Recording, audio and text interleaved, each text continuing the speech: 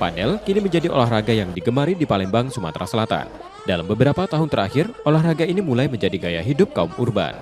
Tak hanya menarik sebagai hiburan, padel menjanjikan prestasi. Beberapa atlet Indonesia seperti Novela Reza sukses mengharumkan nama negara di internasional.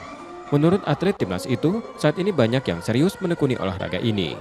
Perkembangannya cepat banget, antusias para pemainnya juga makin banyak, terus juga semuanya serius untuk bukan cuma jadiin olahraga rekreasional tapi juga kompetisi. Mereka serius untuk turnamen, untuk ngikutin turnamen internasional di luar juga. Jadi aku yakin makin besar lagi di masa depan. Munculnya lapangan-lapangan padel di Palembang menandai meningkatnya minat masyarakat.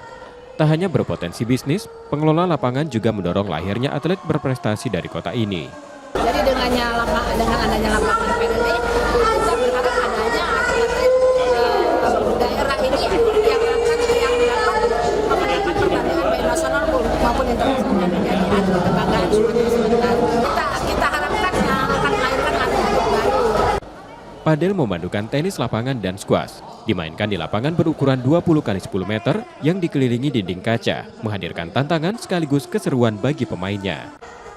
Nur Muhammad, Kompas TV, Palembang, Sumatera Selatan.